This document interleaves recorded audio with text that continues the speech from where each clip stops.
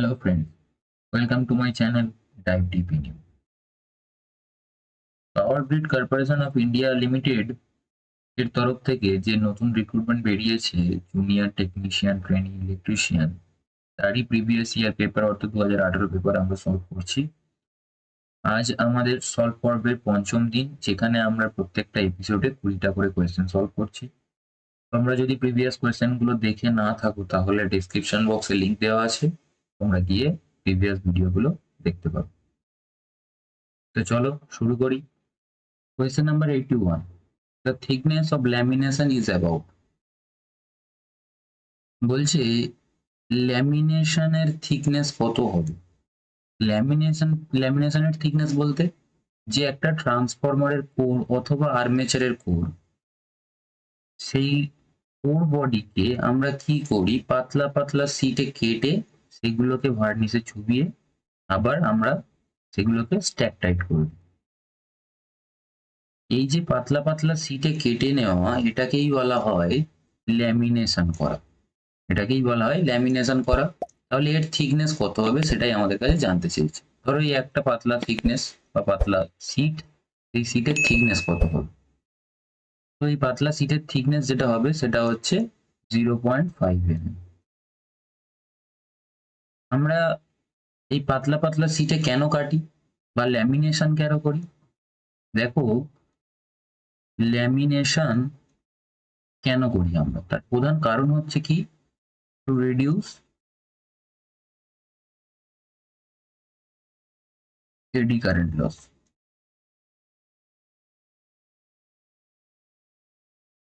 Two reduce eddy current loss. তো আগের ভিডিওতে আমি এডি কারেন্ট লসটা কি সেটা বুঝিয়েছিলাম। যদি না জেনে থাকো এডি কারেন্ট লসটা কি, তাহলে তোমরা প্রিভিয়াস ভিডিওতে গিয়ে দেখে আসতে পারো। ঠিক আছে, তো ল্যামিনেশন আমরা করি এই কারণে যে এডি কারেন্ট লসটাকে কমানোর জন্য, এবং এই এডি কারেন্ট লস কমানোর জন্য যে ল্যামিনেশনটা করি তার থিকনেস কত, 0.5 mm। Okay, next question number 82। The property of a conductor, একটা কন্ডাক্টরের কি এমন প্রপার্টি আছে যেটা কারেন্ট ফ্লোকে অপোজ করে, তার মধ্যে দিয়ে যাওয়ার জন্য বাধা দেয়। ঠিক আছে, তাহলে কন্ডাক্টরের প্রপার্টি বলেছে, কিন্তু কন্ডাক্টরের প্রপার্টি বা কন্ডাক্টরের ক্যারেক্টার বা বৈশিষ্ট্য। ওকে, তো কন্ডাক্টরের এমন কি বৈশিষ্ট্য আছে যেটা তার মধ্যে দিয়ে কারেন্ট ফ্লো হতে বাধা দেয়। দেখো, প্রথম কথা হচ্ছে কারেন্ট এবং ভোল্টেজ, এই দুটো কোনোটাই কন্ডাক্টরের বৈশিষ্ট্য নয় বা তার ক্যারেক্টার নয়। তাহলে কন্ডাক্টরের বাকি দুটো বৈশিষ্ট্য কি? দেখো, কন্ডাক্টরের কারেন্ট ফ্লো হওয়ার ক্ষমতা অর্থাৎ capacity, capacity of carrying current, capacity of carrying current সেটাই তো হচ্ছে কন্ডাক্টেন্স। ওকে, অ্যান্ড রেজিস্ট্যান্স কি? রেজিস্ট্যান্স হচ্ছে কন্ডাক্টরের সেই প্রপার্টি যেটা কিনা কারেন্ট ফ্লো হতে বাধা দেয়। Oppose the flow of current to it. অর্থাৎ কন্ডাক্টরের মধ্যে দিয়ে কারেন্ট ফ্লো হতে বাধা দেয় কে? রেজিস্ট্যান্স বাধা দেয়। ওকে, তাহলে কন্ডাক্টেন্স কি বললাম? কারেন্ট ক্যারি করার ক্ষমতা, capacity of carrying current. Okay, এটা তো কন্ডাক্টরের একটা ভালো গুণ।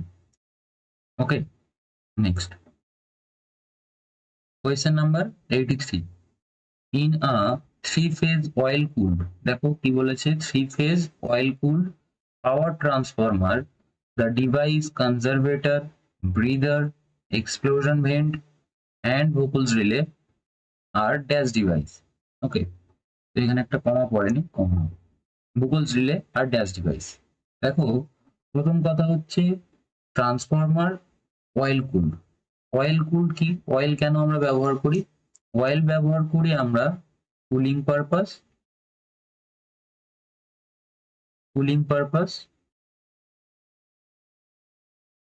আর কি, আর হচ্ছে ইনসুলেশন,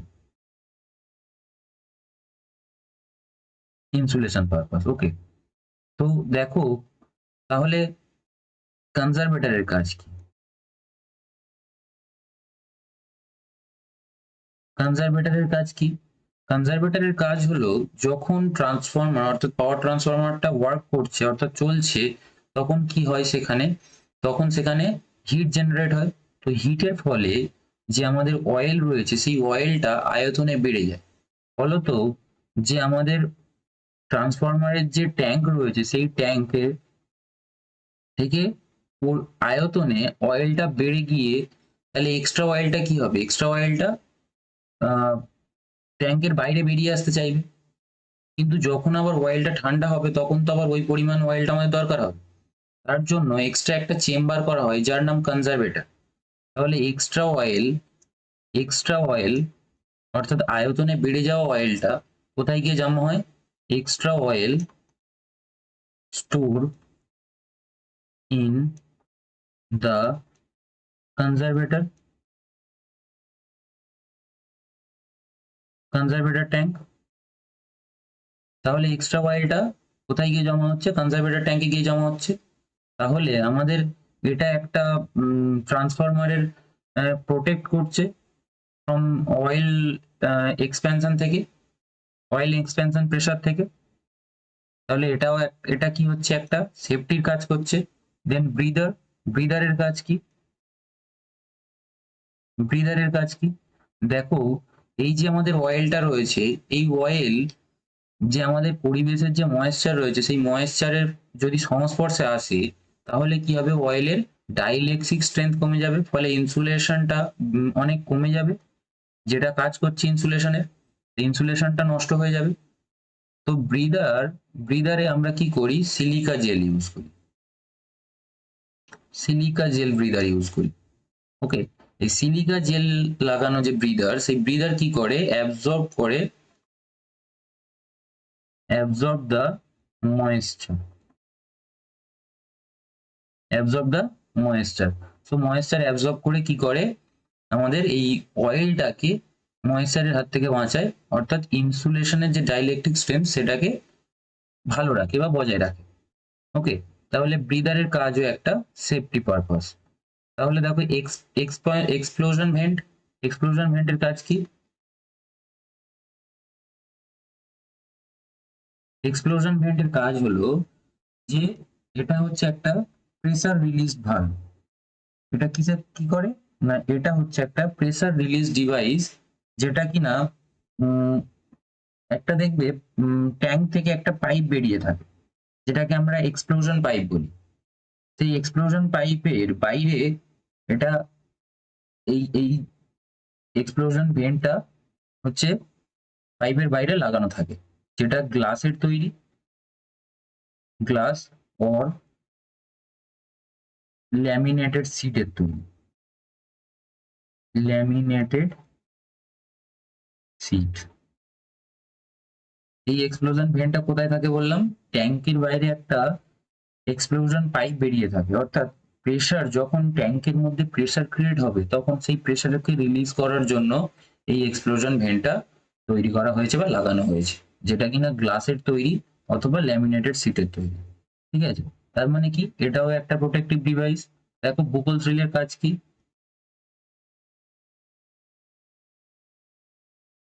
বুকল ড্রিলের কাজ কি? বুকল ড্রিলের কাজ হলো এটা হচ্ছে একটা gas actuated device, gas actuated device, যেটা কোথায় থাকে, যেটা ট্রান্সফরমারের মধ্যে লাগানো থাকে from the tank and the conservator, conservator and the tank, ট্যাঙ্কের মধ্যে লাগানো থাকে। ওকে, কনজারভেটর অ্যান্ড দ্য ট্যাঙ্কের মধ্যে লাগানো থাকে। তাহলে কি হবে, এটা হচ্ছে যে এই বুকোস রিলেটা অয়েলের মধ্যে চুবানো থাকে। ঠিক আছে, এটা হচ্ছে একটা গ্যাস অ্যাকচুয়েটেড ডিভাইস। কি হয়, যখনই ট্রান্সফরমারের মধ্যে একটা ফল্ট চলে আসে তখন সেই ফল্ট যদি ট্রান্সফরমার মধ্যে হয় তখন কি হয়, বুকলস রিলে কি করে, বাবল ক্রিয়েট করে, বাবল ক্রিয়েট করে। বাবল ক্রিয়েট করলে একটা গ্লাস টিউব আছে, glass window, glass window, glass window আছে, যেটা দিয়ে সেই বাবেলটা দেখতে পাওয়া যায়। তো আমরা যখন দেখব যে বুকলস রিলের মধ্যে বাবল ক্রিয়েট হয়ে বসে আছে, তখন আমাদের বুঝতে হবে যে ট্রান্সফরমারের মধ্যে, অর্থাৎ ট্রান্সফরমারের ভিতরে কোনো রকম ফল্ট রয়েছে। তাহলে এটা কি করে, এটাও কিন্তু সেফটি পারপাস। ওকে, তাহলে এই সবকটা ডিভাইস কি, কোন ডিভাইস, এটা হচ্ছে একটা প্রোটেক্টিভ ডিভাইস। বোঝা গেল? নেক্সট কোয়েশ্চেন নাম্বার 84, স্পিড, যেটাকে আমরা এন দ্বারা ডিনোট করি, of a synchronous motor is given by. তো সিঙ্ক্রোনাস মোটরের স্পিড কি, সিঙ্ক্রোনাস স্পিড,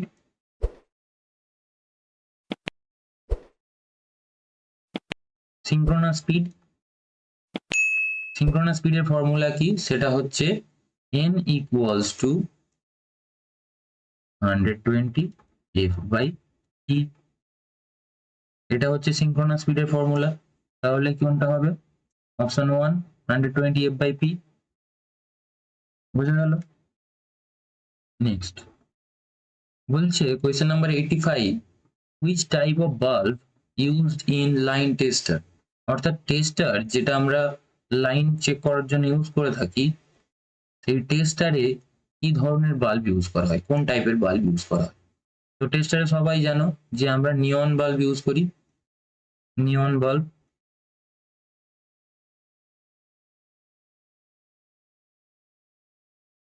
নিয়ন বাল্ব ইউজ করি। অ্যাকচুয়ালি টেস্টারের সার্কিটটা কেমন থাকে, একটা হাই রেজিস্ট্যান্স থাকে, যার সাথে একটা কি থাকে, বাল্ব, নিয়ন বাল্ব,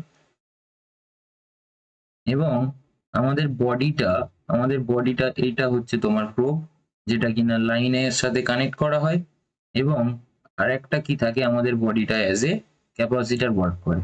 ঠিক আছে, ক্যাপাসিটার ওয়ার্ক করে, যেটা হচ্ছে গ্রাউন্ডের সাথে। ওকে, এই হচ্ছে একটা টেস্টারের বডি। ওকে, হাই রেজিস্ট্যান্স, একটা ক্যাপাসিটার এবং একটা নিয়ন বাল্ব। তাহলে কোনটা হলো, অপশন 2 হয়ে যাবে, নিয়ন বাল্ব। টেস্টারে নিয়ন বাল্ব ইউজ করা হয়। Next question number 86, which electrolyte used in dry sell, dry সেলে কোন ধরনের ইলেকট্রোলাইট ইউজ করা হয়। তো বলি ড্রাই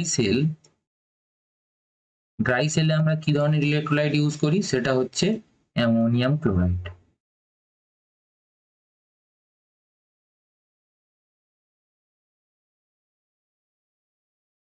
অ্যামোনিয়াম ক্লোরাইড। ওকে, তাহলে অ্যামোনিয়াম ক্লোরাইড দেখো, NH4Cl, অ্যামোনিয়াম ক্লোরাইড। ড্রাই সেলের ক্ষেত্রে আমরা ইউজ করি, যদি বলতো lead acid cell, lead acid cell, তখন কি হতো, তখন হতো sulphuric acid, dilute sulphuric acid.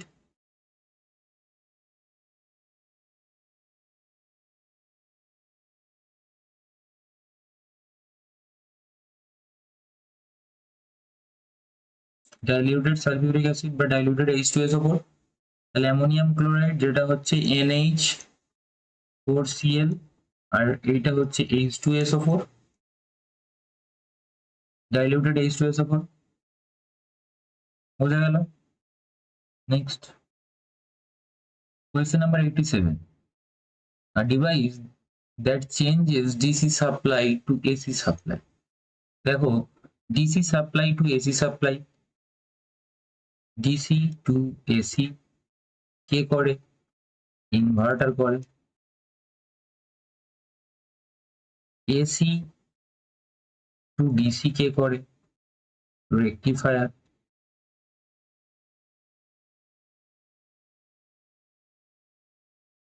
DC to DC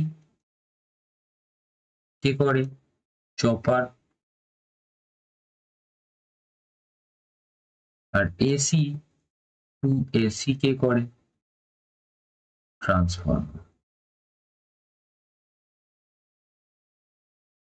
এই 4 ধরনের কনভার্টার আমাদের ইলেকট্রিক্যাল জগতে উপস্থিত রয়েছে। তাহলে দেখো আমাদের কি জানতে চেয়েছে, ডিসি টু এসি জানতে চেয়েছে। তো ডিসি টু এসি কি করে, কে করে? ইনভার্টার করে। তাহলে রাইট আনসার হয়ে যাবে ইনভার্টার। যদি বলতো আমাদের যে এসি টু ডিসি, তাহলে হয়ে যেত রেকটিফায়ার। যদি বলতো ডিসি টু ডিসি, কে করে? সে হচ্ছে চপার। আর এসি টু এসি হচ্ছে transformer. Okay, next question number 88. The resistance of a shunt winding. Shunt winding এর রেজিস্ট্যান্স কেমন? তো দেখো, সাপোজ ধরো একটা মেশিন, ডিসি মেশিন, এটা হচ্ছে একটা শান্ট ওয়াইন্ডিং, আর এটা হচ্ছে আমাদের আর্মেচার।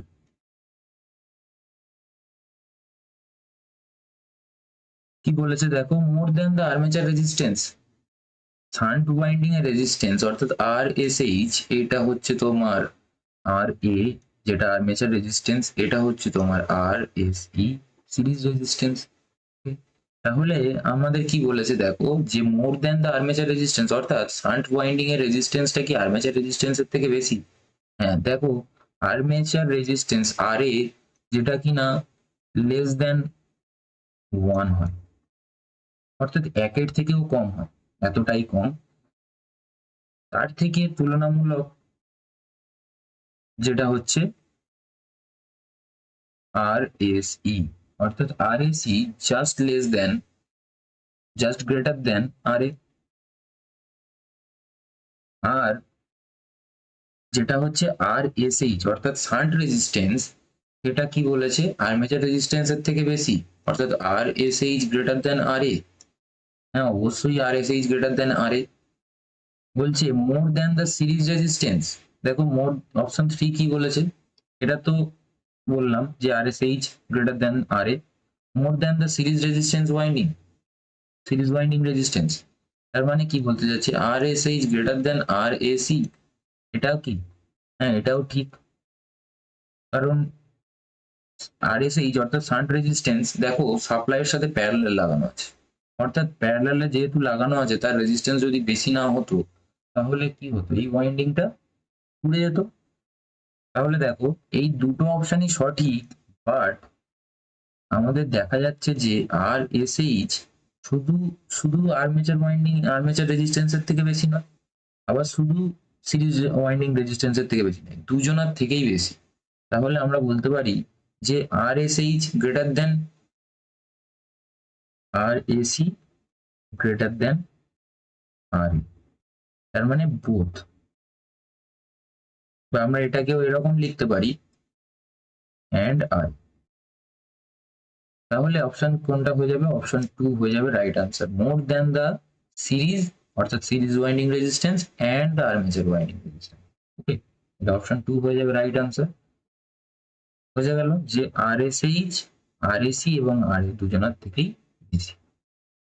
ওকে, নেক্সট দেখো কোয়েশ্চেন নাম্বার 89.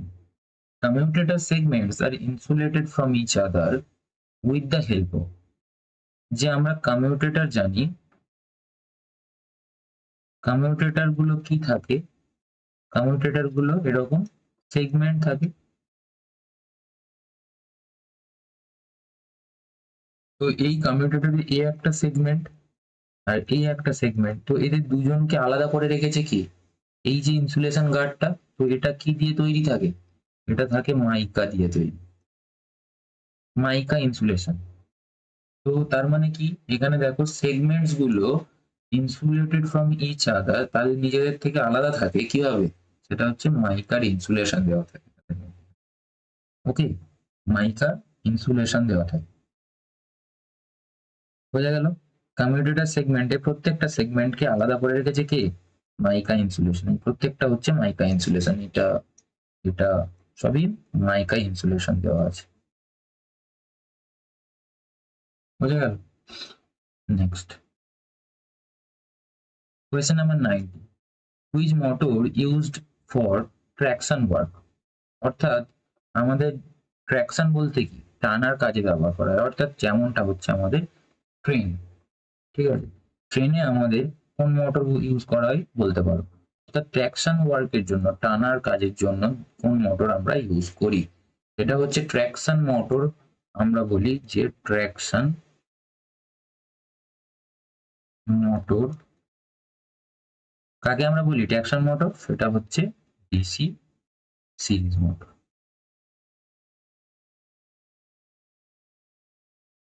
কেন বলি আমরা? 1 নম্বর কারণ হচ্ছে হাই স্টার্টিং টর্ক। 2 নম্বর হচ্ছে স্মুথ স্পিড কন্ট্রোল। 1 নম্বর কি বললাম? High starting torque, heavy load নিয়ে স্টার্ট হতে পারে। 2 নম্বর কথা হচ্ছে যে স্মুথ স্পিড কন্ট্রোল, খুব সহজেই আমরা স্পিড কন্ট্রোল করতে পারি। ঠিক আছে, সেই জন্য করে ডিসি সিরিজ মোটরকে আমরা কি কাজে ইউজ করি? ট্র্যাকশনের কাজে ব্যবহার করি, অর্থাৎ ট্র্যাকশন মোটর বলতে পারি ডিসি সিরিজ মোটর। বোঝা গেল? ডিসি সিরিজ মোটরকে ট্র্যাকশন মোটরও বলি, আর ট্র্যাকশনের কাজেও আমরা ব্যবহার করি। ঠিক আছে, next question number 91. In case the field of a synchronous motor is overexcited, the power factor will. দেখ, সিঙ্ক্রোনাস মোটরের ফিল্ডকে যদি আমরা ওভার এক্সাইট করি, সিঙ্ক্রোনাস মোটরের ফিল্ডকে যদি আমরা ওভার এক্সাইট করি, তাহলে পাওয়ার ফ্যাক্টর কি হবে? দেখো, তোমাদের যদি গ্রাফটা মনে থাকে তাহলে খুব ভালো কথা। যদি গ্রাফটা মনে না থাকে, দেখো যে সাপোজ ধরো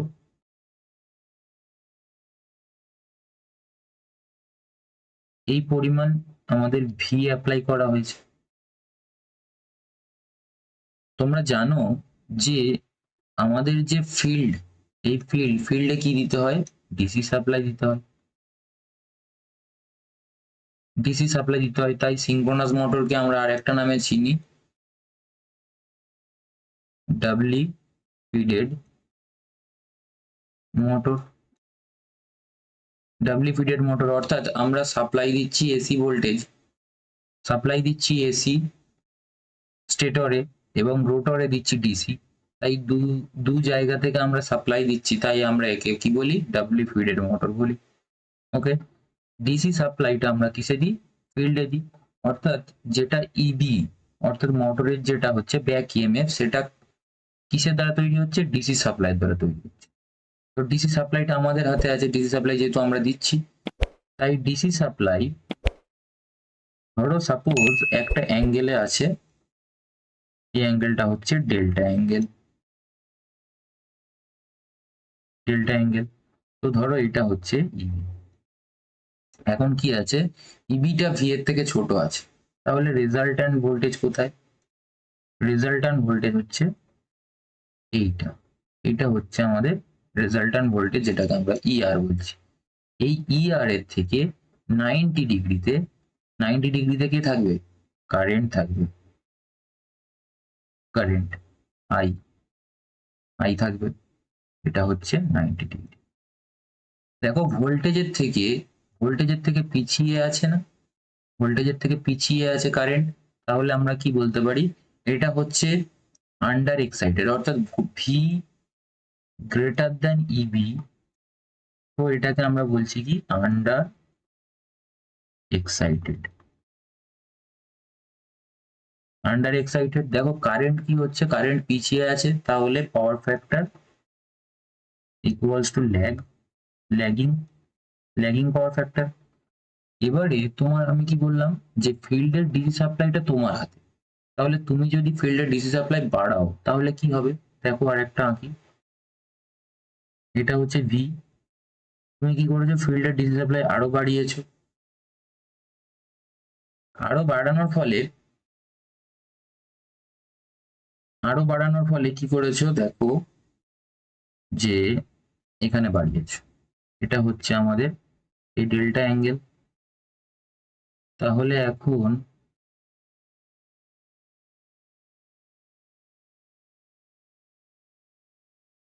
এটা হচ্ছে তোমার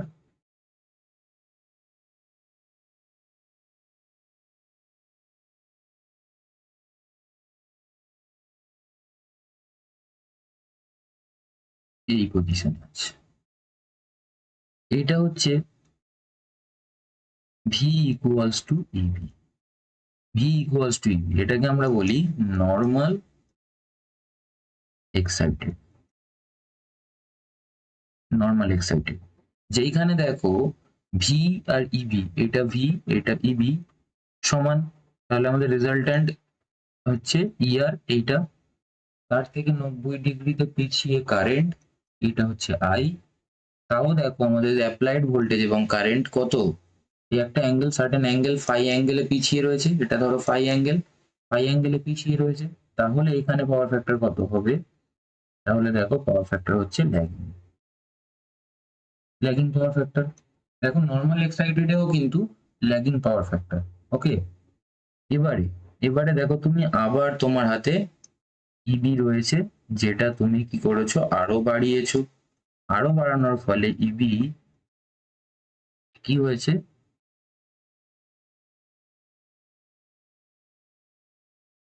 এখন এইখানে চলে এসছে রেজাল্ট্যান্ট ইএমএফ এইখানে, এটা হচ্ছে ভি।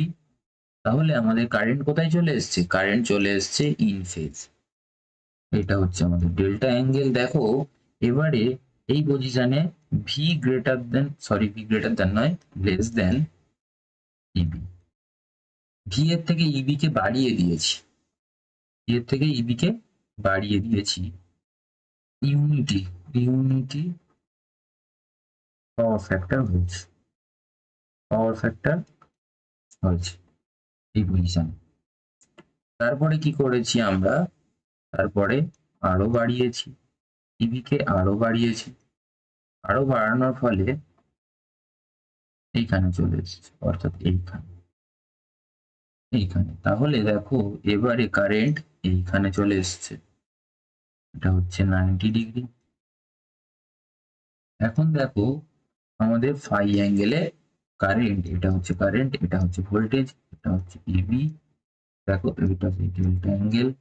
তাহলে দেখো ফাই অ্যাঙ্গেলে কারেন্ট এগিয়ে গেছে, অর্থাৎ ইবি মাছ মাছ গ্রেটার দেন ভি। ইবি এখন অনেকটাই বেশি হয়ে গেছে ভি এর থেকে। তাহলে দেখো যে আমাদের ভি আর কারেন্ট দুজনের মধ্যে গ্যাপ দেখো ফাই অ্যাঙ্গেলে এগিয়ে গেছে কারেন্ট, অর্থাৎ কারেন্ট লিডিং, তাই না? এটা হচ্ছে আমাদের over excited, over excited position. এই ওভার এক্সাইটেডে যেটা হচ্ছে আমাদের পাওয়ার ফ্যাক্টর হচ্ছে লিডিং, পাওয়ার ফ্যাক্টর লিডিং। ওকে, তাহলে দেখো আমাদের যদি ফিল্ডে সিঙ্ক্রোনাস মোটরকে ওভার এক্সাইটেডে চালানো যায়, তাহলে পাওয়ার ফ্যাক্টর কি হয়, পাওয়ার ফ্যাক্টর হয়ে যায় লিডিং। ওকে, অপশন 2 হয়ে যাবে রাইট আনসার। বোঝা গেল? Next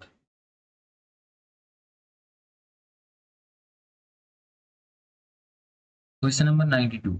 To change the rotational direction of a DC motor, what need to be done? দেখো একটা ডিসি মোটর,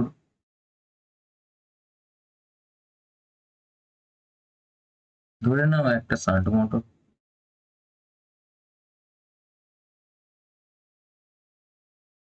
ধরে নাও একটা শান্ট মোটর আছে।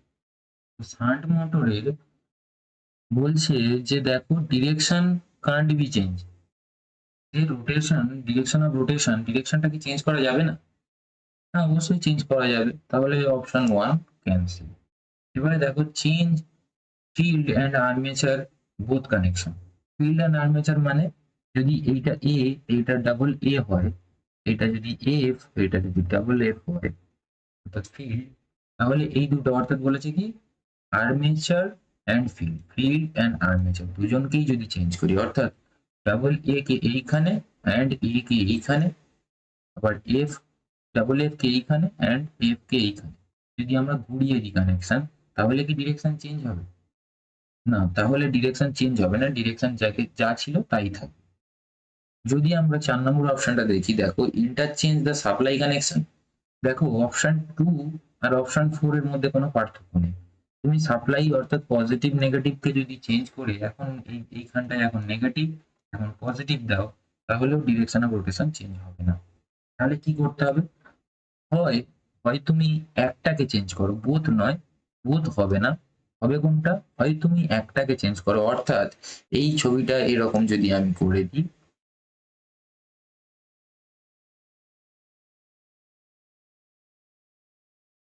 এখানে এফ এখানে ডাবল এফ আছে, তাহলে আমি কি করলাম এখন ঘুরিয়ে দিয়েছি, এইখানে ডাবল এ এইখানে এ, ধরো এইখানে পজিটিভ এইখানে নেগেটিভ, এখন যা ছিল তাই। তাহলে দেখো আগের ছবিটা দেখো, ওপরে এফ ছিল নিচে ডাবল এফ, ওপরে এফ ছিল নিচে ডাবল এফ, ফিল্ডকে আমি একই রেখেছি, চেঞ্জ করেছি কাকে? ডাবল এ কে উপরে তুলেছি, এ কে নিচে লাভিয়ে দিচ্ছি, তাহলে তুমি ডিরেকশন অফ রোটেশন চেঞ্জ হয়ে যাবে। রোটেশন চেঞ্জ,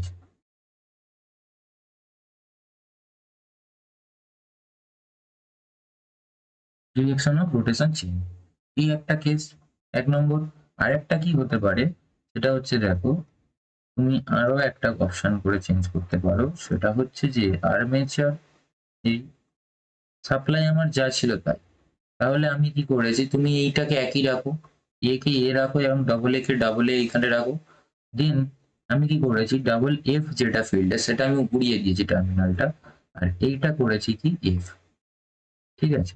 অর্থাৎ কি করেছি আমি, এই জায়গাটা দেখো, এই জায়গাটা আমি যদি আগের মতো করে আঁকি, এই জায়গাটায় আমার উপরে কি ছিল এফ, এই জায়গাটা ডাবল এফ, তাহলে আমি কি করেছি এখন এই জায়গাটায় আমার সাপ্লাই দেওয়া ছিল, আমি ঘুরিয়ে এই জায়গাটা এনে চেঞ্জ করেছি, এখানটা এই জায়গাটা এনে লাগিয়ে দিয়েছি এইখানটা।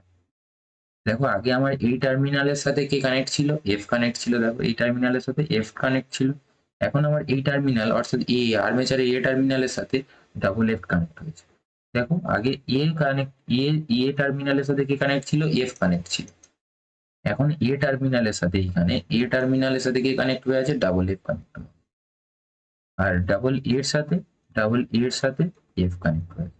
তো এইরকম কানেকশন যদি আমরা একটাকে ঘোরাই, আর হয় আমরা কি করব, reverse the field or armature, হয় তুমি ফিল্ডকে ঘোরাও নাহলে তুমি আর্মেচারকে ঘোরাও, তাহলে করে কি হবে, ডিরেকশন অফ রোটেশন চেঞ্জ হয়ে যাবে,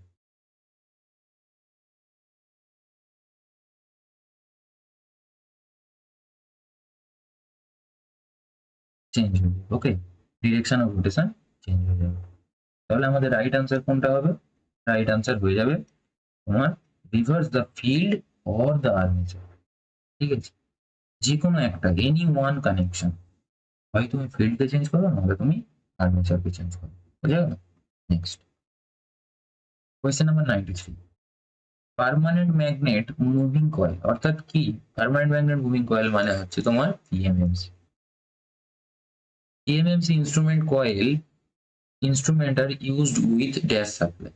পিএমএমসি ইনস্ট্রুমেন্ট কে আমরা অনলি ফর ডিসি তে ইউজ করতে পারি, ডিসি তে ইউজ করতে পারি, এসি তে আমরা পারি না। এসি যদি আমরা অ্যাপ্লাই করি তাহলে কি হবে, এসি যদি আমরা অ্যাপ্লাই করি তাহলে এসি তে কি হবে, এই যে আমাদের স্কেল বা পয়েন্টার রয়েছে, তাহলে কি হবে, আমাদের 50 হার্টজ সাইকেলের জন্য 50 হার্টজ সাইকেলের জন্য এই যে frequency F equals to 50 hertz, তার জন্য করে আমাদের যে পিএমএমসি ইনস্ট্রুমেন্টটা রয়েছে, অর্থাৎ পার্মানেন্ট ম্যাগনেট, একটা হর্সু ম্যাগনেট থাকে, তার মধ্যে একটা আমাদের কয়েল থাকে, এই যে কয়েলটা রয়েছে এই কয়েল, তো এইটা হচ্ছে আমাদের পার্মানেন্ট ম্যাগনেট, তো সেই পার্মানেন্ট ম্যাগনেটের মধ্যে এই কয়েলটা রাখা রয়েছে। তো এই কয়েলটা কি হবে, কন্টিনিউয়াসলি তার নর্থ পোল এবং সাউথ পোল চেঞ্জ করতে থাকবে। আর এইটা হচ্ছে আমাদের ফিক্সড ম্যাগনেট, এটা হচ্ছে আমাদের fixed magnet, F and F F fixed magnet, হতে পারে সেটা এটা নর্থ পোল এবং এটা সাউথ পোল। তাহলে কি হবে, একবার এখানে এই কয়েলটার উপরে, এই যে মুভিং কয়েলটার উপরে, এই যে মুভিং কয়েল, একবার মুভিং কয়েলের উপরে একবার attraction force, and repulsion force কাজ করবে, একবার অ্যাট্রাক্ট হবে একবার রিপেল হবে। তাহলে কি হবে, কাঁটাটা যে জিরো পজিশন, এটা জিরো, এটা একটা ভ্যালু, সার্টেন ভ্যালু। তো এই যে জিরো পজিশন কন্টিনিউয়াসলি কি হবে, একবার এই দিকে যেতে চাইবে একবার এই দিকে যেতে চাইবে, ঠিক আছে। তাহলে কি হবে, সেকেন্ডে 50 বার যেহেতু চেঞ্জ হচ্ছে নর্থ সাউথ, তার কারণে কাঁটাটা একই জায়গায় দাঁড়িয়ে থাকবে, মুভ করতে পারবে না। বোঝা গেল? তার জন্য করে আমরা এসিতে ইউজ করতে পারবো না, অনলি ফর ডিসিতে ইউজ করতে পারবো। ওকে, তাহলে এখানে রাইট আনসার হয়ে যাবে ডিসি সাপ্লাই। ঠিক আছে, next, the full form of ACSR in ACSR where ACSR দেখো, A for অ্যালুমিনিয়াম, তো দেখো অ্যালুমিনিয়াম তো সব জায়গাতেই আছে, A for aluminium. C for conductor, দেখো কন্ডাক্টর কোথায় কোথায় আছে, এখানে কন্ডাক্টর আছে, এখানে কন্ডাক্টর আছে, এখানেও কন্ডাক্টর আছে। তাহলে দেখো এখানে নেই, তো আমাদের অপশন টু, তাহলে A for aluminium, C for conductor, S for steel. দেখো তো স্টিল কোথায় আছে, স্টিল আছে এইখানে, বাকি দু জায়গাতেই দেখো সুপার আছে, তাহলে এটাও হবে না এটাও হবে না। তাহলে অপশন ফোর হয়ে যাবে রাইট আনসার। অ্যাকচুয়ালি হচ্ছে অ্যালুমিনিয়াম কন্ডাক্টর স্টিল রিইনফোর্সড। ওকে, এসিএসআর এর ফুল ফর্ম হচ্ছে aluminium conductor still reinforced. Okay, next, question number 95. An alternator works on the electromagnetic induction based on the law of, এই যে electromagnetic induction, এটা কার ল? তো আমরা জানি এই ইলেকট্রোম্যাগনেটিক ইন্ডাকশনটা কার ল, সেটা হচ্ছে Faraday's law of electromagnetic induction.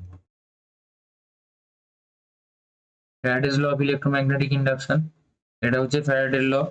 2 নম্বর ল আর একটা কি আছে, ফ্যারাডের আরো একটা ল রয়েছে, সেটা হচ্ছে ফ্যারাডে ল অফ ইলেকট্রোলাইসিস।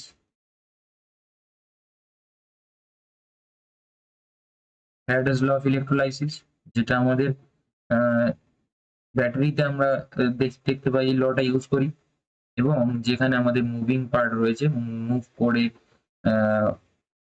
বা ম্যাগনেটিক ইন্ডাকশনের মাধ্যমে ইএমএফ জেনারেট হয় ইলেকট্রোম্যাগনেটিক ইন্ডাকশনের মাধ্যমে, সেটা হচ্ছে Faraday's law of electromagnetic induction. ঠিক আছে, তাহলে এই লটা কার, লটা হচ্ছে ফ্যারাডেজ ল। নেক্সট বলছে, a bird sitting on one line conductor of a three phase line, দেখো একটা থ্রি ফেজ লাইন আছে, ধরো সাপোজ আর ওয়াই বি, বলছে যে কোনো একটা লাইন কন্ডাক্টর, হতে পারে সেটা আর, হতে পারে সেটা ওয়াই অথবা বি, সেখানে কি হয়ে আছে, একটা বার্ড বসে আছে, একটা বার্ড বসে আছে, ঠিক আছে। তো এই বার্ড কি বলছে, যে যদি একটা লাইন কন্ডাক্টরের উপর বসে থাকে তাহলে তার কি হবে, সে কি পড়ে যাবে, ফল ডাউন, সে কি পড়ে যাবে, receive an electric shock but does not die, সে কি শক খাবে কিন্তু মরবে না, নাকি সে সেফ থাকবে, নাকি receive an electric shock and die, সে কি শক খাবে এবং মরে যাবে, কোনটা হবে? দেখো এই জায়গাটা আমরা যদি একটু জুম করে দেখি,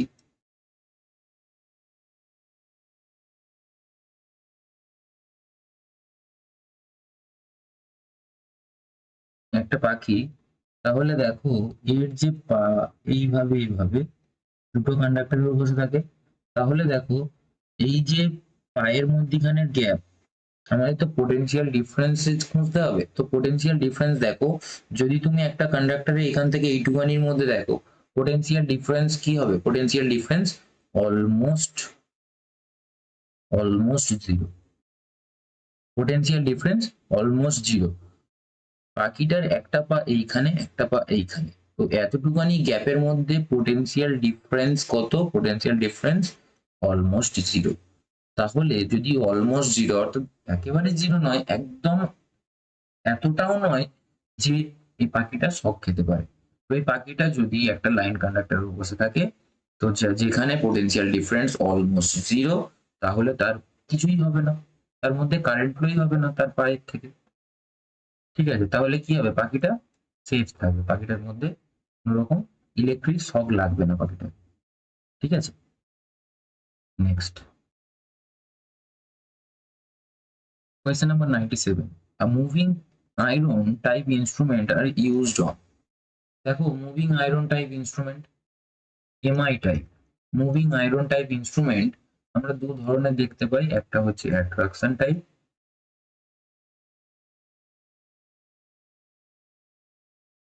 আর একটা কি, আর একটা হচ্ছে repulsion type. Attraction type and repulsion type. তো attraction type and repulsion type moving iron instrument, এখানে দেখো কে মুভ করে, মুভিং আয়রন, আয়রন মুভ করে, আয়রন মুভ করে। তো আয়রন, এখানে দুটো আয়রন থাকে, ওকে, দুটো আয়রনের পিস থাকে, একটা হচ্ছে ফিক্সড বডি, একটা ফিক্সড বডি, ফিক্সড আয়রন, আরো একটা মুভিং আয়রন, মুভিং আয়রন। ওকে, তাহলে দেখো এই যে এই যে ফিক্সড আয়রন, আয়রন পিসটা রয়েছে, সেই আয়রন পিসটা মুভ করে না, মুভ করে মুভিং আয়রন পিসটা। তো দেখো যে এসি দিলে যা কাজ করবে, যেহেতু আয়রন মুভ করবে, এসি আয়রন কি করে, আয়রন তো ম্যাগনেট, ম্যাগনেট ম্যাগনেট দ্বারা কি হয়, অ্যাট্রাক্ট হয়, অ্যাট্রাক্ট হয়, ম্যাগনেট দ্বারা অ্যাট্রাক্ট হয় আয়রন। তাহলে যখন যদি আমার এসি ম্যাগনেট হোক বা ডিসি ম্যাগনেট হোক, আয়রন অ্যাট্রাক্ট হবে যখন অ্যাট্রাক্টেড টাইপ। যখন রিপালশন টাইপ, তখন কি হচ্ছে, সেটা এই যে ফিক্সড আয়রনটা রয়েছে, এই ফিক্সড আয়রনটা যে ম্যাগনেটে ম্যাগনেট হবে, এই ফিক্সড আয়রনটা যে ম্যাগনেটে ম্যাগনেট হবে, সেই ম্যাগনেটের সেই ম্যাগনেটে ম্যাগনেট হবে এই মুভিং আয়রন, মুভিং আয়রনটা। তাহলে দুজনের মধ্যে একই পোল জেনারেট হবে। যখন এই পোলটাতে, যখন এই পোলটাতে, যখন এই বডিটাতে অর্থাৎ ফিক্সড আয়রন পিসে এর এই পাশটা পুরোটা নর্থ নর্থ নর্থ নর্থ হবে, অর্থাৎ এই বডিটার এই পাশটা পুরোটা নর্থ, এই পাশটা পুরোটা সাউথ, তখন কি হবে, তেমনি এর একটা মুভিং আয়রন যেটা রয়েছে সেটা হচ্ছে এইরকম একটা সরু পাতলা পিস তৈরি করা হবে, যেটার উপরের সাইডটা আবার কি হবে, একই ম্যাগনেটে ম্যাগনেট হবে বললাম, এর ম্যাগনেট এই বডিতে লেগে ম্যাগনেট হবে। তাহলে এর বডিও কি হবে, উপরটা নর্থ নিচটা সাউথ, তাহলে কি হবে, এই বডিটা এইদিকে মুভ করতে চাইবে, এই বডিটা এইদিকে মুভ করতে চাইবে রিপালশন এফেক্টের জন্য। তাহলে এই বডিটা মুভ করবে। তাহলে দেখো এসিতেও যা কাজ করবে, ডিসিতেও তাই কাজ করবে মুভিং আয়রন ইনস্ট্রুমেন্ট। ওকে, তাহলে আমাদের এখানে কি হয়ে যাবে, both AC and DC supply. Okay, তাহলে মুভিং আয়রন ইনস্ট্রুমেন্ট এসিতেও যা ওয়ার্ক করবে, ডিসিতেও তাই ওয়ার্ক করবে। বোঝা গেল? Next question number 98, for an induction motor with the power of 10 HP, একটা ইন্ডাকশন মোটর আছে যেটা পাওয়ার বলে দেওয়া আছে 10 HP। Okay, the induction motor starter will be, দেখো আমরা কি জানি, আমরা জানি যে একটা ইন্ডাকশন মোটর চালাতে গেলে কি কি ধরনের স্টার্টার লাগে। একটা হচ্ছে ডিওএল স্টার্টার, মানে ডাইরেক্ট অনলাইন স্টার্টার, যেটা কিনা আপ টু 5 HP পর্যন্ত আমরা ইউজ করে থাকি। তারপরে আমাদের আছে star delta, star delta starter up to 20 HP পর্যন্ত, অথবা কোনো কোনো জায়গায় 25 HP লেখা আছে। এরপরে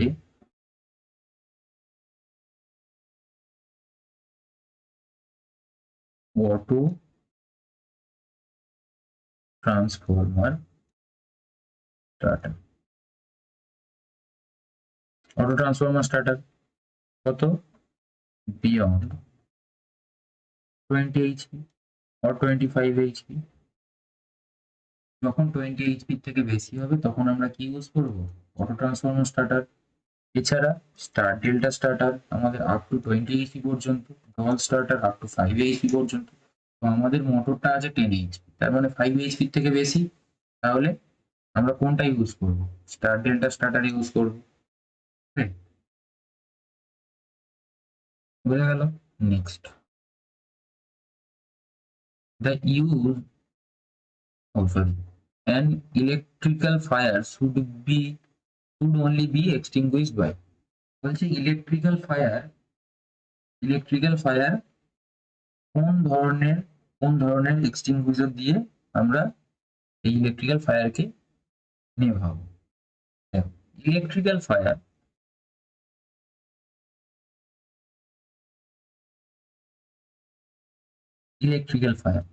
ফায়ার আমরা নেভানোর জন্য বা এক্সটিংগুইশ করার জন্য কোন টাইপের এক্সটিংগুইশার আমরা ব্যবহার করি, সেটা হচ্ছে একটা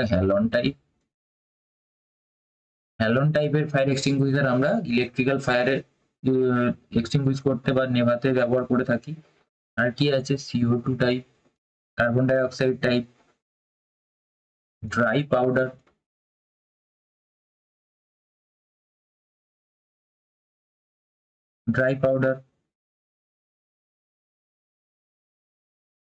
আর কি আছে, ভেপারাইজিং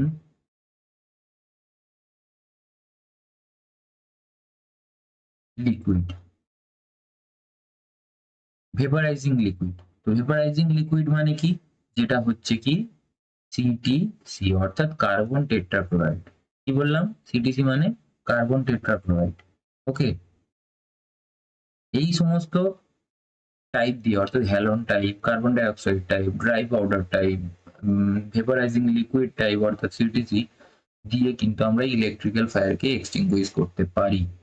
ঠিক আছে, তাহলে দেখো এখানে কি আছে, 2 নম্বর option, the use of carbon tetrachloride fire use extinguisher. Okay, fire extinguisher used on electrical fire to extinguish the fire। দেখো একটা most important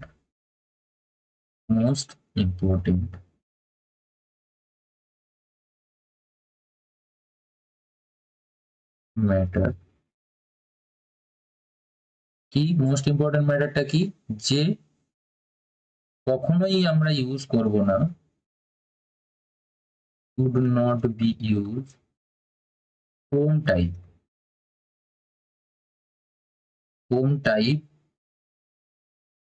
fire extinguisher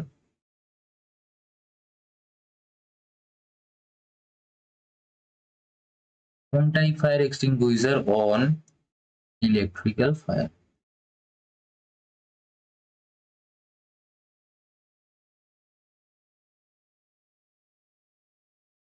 very important একটা ম্যাটার,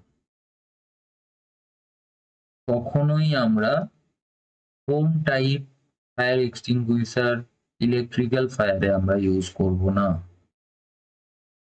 at any circumstances, কোন রকম পরিস্থিতিতে এসে আমরা কিন্তু ইলেকট্রিক্যাল ফায়ারে ফোম টাইপ আমরা ইউজ করব না, যেটা দেখো অপশন 1 এ রয়েছে, কখনোই আমরা ফোম টাইপ ইউজ করব না। ওকে, next question number 100, HRC fuse stands for, HRC কথাটার অর্থ, H এর কথার অর্থ হচ্ছে হাই, R for rapturing,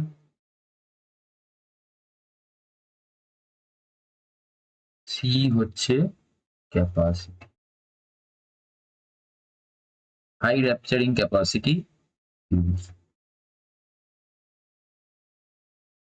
তাহলে দেখো কোনটা, high rapturing capacity fuse option 3 তে রয়েছে, HRC fuse, high rapturing capacity. বোঝা গেল?